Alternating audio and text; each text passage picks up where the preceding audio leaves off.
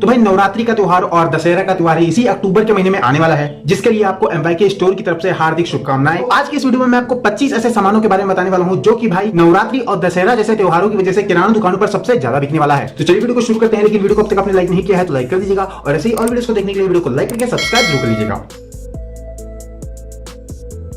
तो भाई सबसे पहले नंबर पर आता है नारियल। देखो भाई नारियल दो तरीके के होते हैं, एक साबुत नारियल और दूसरा होता है कटा हुआ नारियल। ठीक है, तो भैया अगर आपके दुकान पर आपको लगता है कि मेरे दुकान से नारियल की बिक्री हो जाएगी तभी आपको नारियल मंगवाना है, वरना भाई आप इसको छोड़ सकते हो। वैसे छोड़ने वाली कोई बात नहीं है, नारियल वैसे खराब होता नहीं है। जितने भी दो तरीके के नारियल के बारे में मैंने आपको बताया है, एक और तरीके का नारियल होता है जो कि भाई खराब हो सकता है। उसके बाद आता है भाई कपूर। देखो भाई कपूर भी दो तरीके का होता है, एक होता है जो कि आपने देखा होगा जो पैकेट में आता है, और भाई दूसरा आपने देखा होगा जो कि भाई खुला आता है, जिसको कि भाई दुकानदार लोग खोल कर यानी कि तौल कर दिया जाता है। ठीक, और भाई अगर आप खुला वाला कपूर बेचोगे तो उसमें भाई कपूर में नुकसान बहुत हो जाता है, क्योंकि भाई कपूर जो है वो बहुत हल्का होता है और भाई इधर उधर रखने में वो फूट बहुत जल्दी जाता है। उसके बाद भाई जो पैकेट वाला कपूर होता है उसमें आपको काफी अच्छी मार्जिन में मिलती है। उसके बाद आता है तिल का तेल, जो कि भाई डब्बे में आता है, जिसे कि भाई आप 1 दर्जन या 2 दर्जन ही ला सकते हो, क्योंकि भाई ज्यादा लाने का कोई मतलब नहीं है। तो मेन कारण क्या है, क्योंकि भाई तिल का जो तेल है ना वो ज्यादातर पूजा में ही इस्तेमाल किया जाता है, और भाई अभी ये त्योहार है जिस वजह से ये तिल का तेल बिकने वाला है। और भाई जब ये त्योहार खत्म हो जाएगा तो ये आपका तिल का तेल रखा ही रहेगा, जिस वजह से मैंने आपको बताया कि आप 1 दर्जन या 2 दर्जन ही ला सकते हैं। उसके बाद आता है रुई और दूसरा आता है बनी बनाई बाती। देखो भाई दोनों एक ही चीज है, बस दोनों भाई अलग अलग बनाया जाता है। रुई की बनी बनाई बाती भी आती है जिसमें आपको काफी अच्छा मार्जिन भी मिलता है और भाई ग्राहक उसे खरीद भी लेता है, क्योंकि भाई उसमें ज्यादा काम टीम झाम रहता नहीं है। तो वो कस्टमर उसे खरीदता है, फाड़ता है, लगाता है दिए में और जला देता है। ठीक है, और जो भाई सिंपल वाली रुई होती है वो पैकेट में आती है, 5 रुपए की पैकेट आपने देखा होगा। ठीक है, वो 5 रुपए की पैकेट होती है, उसे कोई कस्टमर खरीदता है। तो आपको रखना दोनों तरीके के हैं। ठीक है, मतलब ज्यादा क्वांटिटी में नहीं रखना है। ठीक है, क्योंकि भाई ये ऐसी चीजें हैं जो कि भाई सिर्फ त्योहारों के सीजन में ही बिकेंगी। उसके बाद आता है कड़वे तेल की बोतल, क्योंकि भाई कड़वे तेल की बोतल मैंने आपको इसलिए बताया क्योंकि भाई बहुत से लोग कड़वे तेल का दिए जलाते हैं और भाई बहुत से लोग तिल के तेल का दिया जाते हैं, इसलिए मैंने आपको पहले तिल का तेल के बारे में ही बताया था। उसके बाद आता है हमारा रिफाइंड ऑयल। उसके बाद आता है मखाना। देखो भाई मखाना ही ऐसी चीज है जो कि भाई ज्यादातर त्योहारों में ही ज्यादा बिक्री होती है इसकी, वैसे तो भाई ये ज्यादा बिकता ही नहीं है। उसके बाद आता है घी। देखो भाई मैं डब्बे वाली घी की बात कर रहा हूँ। ठीक है, अब आप सोच रहे हो कि यार मैं घी को बता रहा हूँ। देखो भाई नवरात्रि के त्योहार में बहुत से ऐसे लोग होते हैं जो कि भाई घी का दिए जलाते हैं, जिस वजह से मैंने आपको घी के बारे में बताया। और भाई अगर आपकी दुकान पर ये सारी चीजें पहले से ही बिकती हैं तब तो आपको भाई इन्हें खाली मेंटेन करने की जरूरत है, और वरना भाई अगर आपकी दुकान पर ये सारी चीजें पहले से नहीं बिकती हैं तब तो आपको भाई बहुत ही कमी मात्रा में इन सभी सामानों को लेकर के आना है। जैसे कि मैंने आपको घी के बारे में बताया, घी के आपको खाली 3 से 4 डब्बे ही लेकर के आने हैं। ठीक है, क्योंकि भाई अगर आप ज्यादा मात्रा में खरीद लोगे तो आपका पैसा फर्जी में फंस जाएगा, क्योंकि भाई ये ऐसी चीजें हैं जो कि सिर्फ त्योहारों के ही सीजन में ही बिकती हैं। उसके बाद आता है साबूदाना। देखो भाई साबूदाना बहुत लोग नवरात्रि में ज्यादा खरीदते हैं, क्योंकि भाई साबूदाने को ही जब कोई आदमी व्रत रखता है तो साबूदाने का ही वो भोजन करता है, जिस वजह से साबूदाने की बिक्री भी हो सकती है।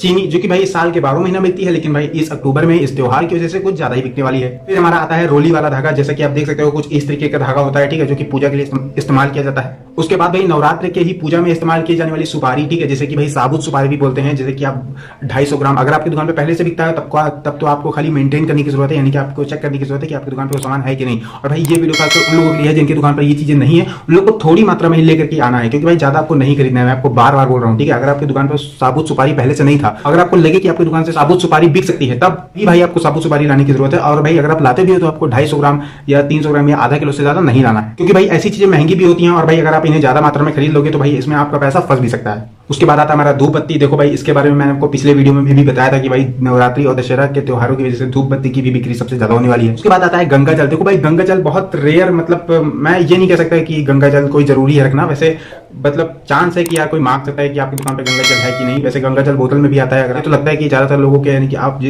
अभी इस वीडियो को देख रहे हो तो आपकी दुकान पे गंगा जल नहीं होगा, और वैसे भाई ज्यादातर लोग गंगा जल रखते ही नहीं अपनी दुकान पे। उसके बाद आता है शहद। देखो भाई मैं शहद की छोटी वाली सीसी की बात कर रहा हूँ। ठीक है, आपको ज्यादा बड़ी सीसी नहीं खरीदनी है, छोटी सीसी आपको ज्यादा से ज्यादा 6 पीस या 12 पीस खरीद लेनी है। ठीक है, उसके बाद आपको लौंग इलायची ये सारी चीजें आपको 250 ग्राम खाली सिर्फ खरीद लेनी है। ठीक है, आपकी दुकान पे पहले से ही लौंग इलायची नहीं है तब तो आप भाई इसे अगर खरीदने जा भी रहे हो, अगर आप लौंग इलायची खरीदने जा रहे हो तो आपको खाली 250 ग्राम ही खरीदना है। ठीक है, ज्यादा आपको नहीं खरीदना है, क्योंकि भाई ज्यादातर कस्टमर आपसे लौंग इलायची सिर्फ 5 रुपए या 10 रुपए या 15 रुपए का ही मांगता है, इससे ज्यादा वो नहीं मांगता। उसके बाद आते हैं हमारे कुछ ड्राई फ्रूट्स जैसे काजू बादाम किशमिश खजूर। अब भाई ये सारी चीजें आप तभी लेकर के आओ जब आपको लगे कि हाँ भाई ये सारी चीजें मेरे दुकान से बिकने वाली हैं, यानी कि ये सारी चीजें मेरे दुकान से बिक जाएंगी, तभी आप इन सारी चीजों को लेकर के आना है, वरना भाई ऐसे आपको इन सारी चीजों को नहीं खरीदना है। अगर आप बिना सोचे समझे इन सारी चीजों को खरीदोगे और सोचोगे कि ये मेरे दुकान से बिक जाएगा तो भाई ऐसा बिल्कुल नहीं होने वाला। ठीक है, आपको पहले सोचना है कि आपके दुकान की तरफ कैसे कैसे लोग रहते हैं, क्या वो लोग ये खरीदेंगे कि नहीं। ठीक है, ऐसा सोचना है। आपको मैं थोड़ा हिंट देने के लिए बता देता हूँ, ठीक है। मेरी दुकान ना एक गांव वाले एरिया में है और भाई मेरे कुछ जानने वाले भी हैं जिनकी दुकान भाई शहर में है। अब भाई शहर में लोग क्या करते हैं पता है, देखो काजू बादाम उन्हें खरीदना होता है, वो डायरेक्ट 50 रुपए वाला या 100-150 रुपए वाला पैकेट खरीद लेते हैं। अब भाई मेरी दुकान गांव में है, ठीक है। मैं भी अपनी दुकान में ड्राई फ्रूट बेचता हूँ, तो भैया मेरे दुकान पर कस्टमर पता कैसे आते हैं कि भैया लोग कहते हैं कि लो भाई 5 रुपए के काजू दे दो और 5 रुपए का पिस्ता दे दो, 5 रुपए का छुआरा दे दो। अब आप ही बताओ यार कि 5 रुपए में छुआरा कैसे देंगे और कितने छुआरे देंगे यार, इतने में तो तौल मतलब कांटे पर मुझे तौलते ही नहीं बनता है कि 5 रुपए में छुआरा कैसे दूं, ठीक है। तो जब आपको लगे कि हाँ भाई मेरी दुकान से बिक जाएगा और मुझे कैसे बेचना है, ये सारी चीजें आप संतुष्ट कर ले, तभी आपको इन सारी चीजों को लेकर के आना है। उसके बाद आता है हमारा दूध। देखो भाई मैं पैकेट वाले दूध की बात कर रहा हूँ, ठीक है। अगर आपकी दुकान पर पहले से ही दूध की पैकेट बिकती रहती हो तब तो ठीक है। मान लीजिए कि कल त्योहार है, ठीक है, और आज आपने 50 पैकेट लिया और आपकी दुकान से डेली 50 पैकेट दूध बिक जाता है, ठीक है। तो भाई कल त्योहार है, यानी कि कल से त्योहार शुरू होने वाला है, यानी कि कल से नवरात्रि शुरू होने वाली है। तब आपको भाई इतना ध्यान करना है कि मान लीजिए मैं 10 पैकेट बढ़ा के ले लेता हूँ, ठीक है, यानी कि आज मैं 60 पैकेट दूध ले लूंगा, जिस वजह से मेरा वो 60 पैकेट कल एक्स्ट्रा बिक जाएगा। तो ये त्योहार होने की वजह से एक्स्ट्रा पैकेट बिकना है, ये भाई 50-50% होता है, ठीक है। अगर आपके आसपास में और भी कई दुकानें हैं तब तो भाई थोड़ा मुश्किल हो जाता है कि आपकी दुकान पर कुछ सामान बिकेगा या नहीं बिकेगा, ठीक है। उसके बाद आता है भाई मूंगफली के दाने, जो कि भाई नवरात्रि के त्योहार में जो लोग भाई व्रत रहेंगे वो लोग इसे बहुत ज्यादा खरीदेंगे, क्योंकि भाई इसे जो लोग भाई नवरात्रि के त्योहारों में व्रत रहते हैं वो लोग इसे ज्यादा खरीदते हैं। उसके बाद आता है मेरा फलहारी नमक, और इसी नमक को एक और नमक से बोला जाता है जिसे कि भाई कहा जाता है कि व्रत वाला नमक, ठीक है। ऐसे ये व्रत वाला नमक और फलहारी नमक दोनों एक ही चीज होता है, बस खाली नाम अलग अलग है, ठीक है। तो ये नमक भी आप ला करके रख सकते हो। इसकी पैकेट ज्यादा से ज्यादा 10 रुपए या 5 रुपए वाली आती है, ठीक है। वैसे आपको ज्यादा पैकेट लाने की जरूरत नहीं है। अगर आपकी दुकान पर ये चीज पहले से बिकती है तब आप इसे मेंटेन कर सकते हो, और भाई ये चीज आपकी दुकान पर पहले से नहीं है तो आप ज्यादा से ज्यादा 6 पैकेट या 12 पैकेट भी लाकर रख सकते हो। उसके बाद आता है लैया। देखो भाई लैया 100% गारंटी है कि इन नवरात्रि के त्योहार में बिकना ही बिकना है, ठीक है। लैया ऐसी चीज है कि भाई नवरात्रि के त्योहार में 100% गारंटी है कि लोग इसे